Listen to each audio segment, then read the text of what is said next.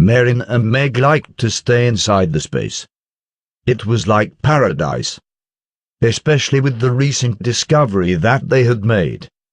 They found out that when they practiced magic inside the space, their training speed was actually faster than practicing magic outside. This was first discovered by Meg.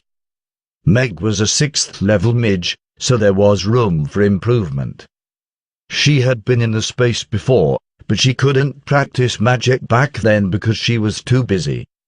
There was just no time to practice magic until now, which allowed her to notice that her magic training speed was faster than before. Feeling this difference, she told Marin about it. Marin didn't practice that much magic anymore. She was already a powerful mage at the 8th level, so she had already reached a bottleneck. Even if she were to practice magic, in such a short time, it would be impossible to break through. Now she was so busy with many other things, she didn't have time to practice magic, and naturally she didn't discover the difference in training speed in the space. It was only when Meg told her about it that she decided to test it out, and found that her magical training speed really was much faster in the space than outside, at least by half. Meg also told this to Zhao, but it wasn't like he could understand it. He couldn't practice magic, so this discovery didn't give him that much of an impact. As long as Marin and Meg enhanced their strength, it was good enough for him. Eventually, the crops started to mature. It wasn't the radishes, but the peas that matured first. The peas only took 18 hours to ripen, which Zhao didn't expect to be that fast. He immediately harvested the peas. Not only were peas good to eat, but they could also be used as seeds. However, Zhao didn't plant any more peas for now. Once he harvested the peas, he had 2 empty acres of land. Without needing to think about it, he planted the 2 magic peach seeds. After all, those things were really useful. Since there was only 1 magic peach seed in each acre of land, most of the land was now empty, so Zhao tried to plant some corn seeds in that acre. The result was that the corn seeds withered the moment it was planted. Now that the magic peach seed had been planted, that acre of land became precious. No one dared to walk over it, afraid that stepping on the ground would affect the growth of the magic peach. So whenever they got near that acre of land, they would take a detour around it. 2 hours after planting the magic peach seed, the radishes have matured. For some reason, the radish seeds that he had gained from the radishes took 20 hours to mature. But when Zhao harvested the radishes, he felt a burst of pleasure. In total, he was able to gain 160,000 kati of radishes. That means he was able to harvest 80,000 kati of radishes per acre. Now that he had harvested the radishes, he wanted to see how much radish seeds he was able to get. Zhao couldn't help but laugh when he discovered that he was able to gain 2,000 kati worth of radish seeds from those 2 acres. It seems that now he would never have to worry about running out of radish seeds. 2 hours later, the pumpkins had matured. Once he put the pumpkins in the barn, he planted some radishes where the pumpkins used to be. And eventually, he harvested the cucumbers, which took 28 hours to mature. In the meantime, he had already harvested the oil fruits.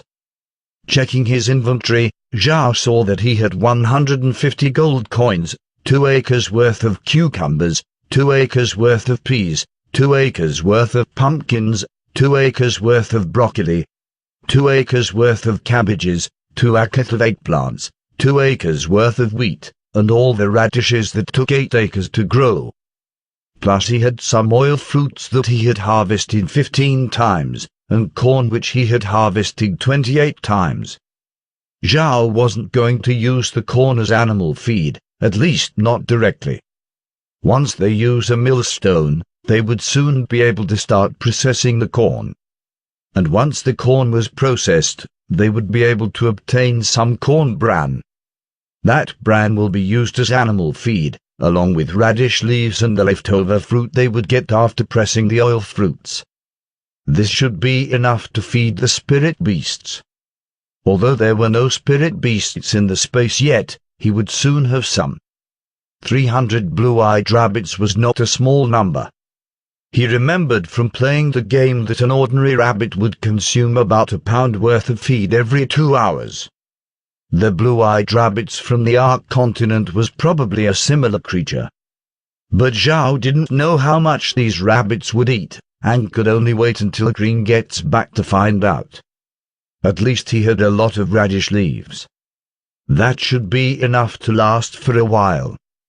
And once the slaves finished planting the alfalfa seeds on Iron Mountain, they could then start processing the corn, which would give him more animal feed. Also, after Laura helps them sell the radishes, they would be able to buy an oil press. Once the oil is pressed from the oil fruits, the leftover fruit could also be used as animal feed. Anyway, Zhao wasn't ready to raise a lot of spirit beasts. He wanted to leave some vacancies just in case there were some spirit beasts that he wanted to grab. After he finished harvesting, Zhao felt bored, so he went to check up on things with the screen. He first looked around the castle.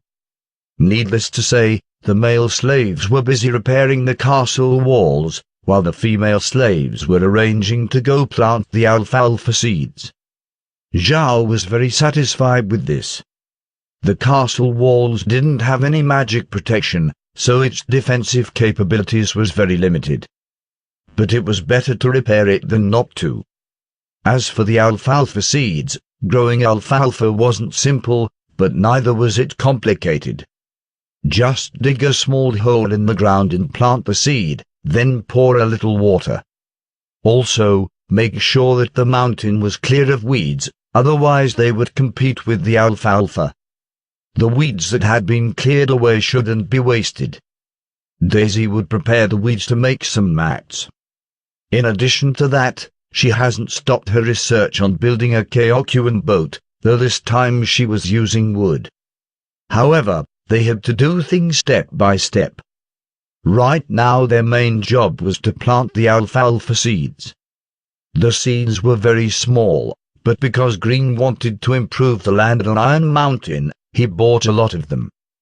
Their time was taken up with planting alfalfa seeds, weaving straw mats, and researching how to make a Kyokuan boat. Looking at the castle, Zhao didn't see anything wrong, so he decided to link with Drunk. By now Drunk had entered the Carrion Swamp, but only the outer perimeter. He and the other black midges have not encountered any powerful spirit beasts yet. It was only through the space that he was able to communicate with Drunk. The range from the teleport point didn't reach the swamp, so Zhao couldn't see what was going on over there. Only by getting answers to his questions did he understand the situation. Drunk seems to have listened to his words. They didn't hurry inside, and was only exploring the edge of the Carrion Swamp. Not finding anything wrong, Zhao felt relieved.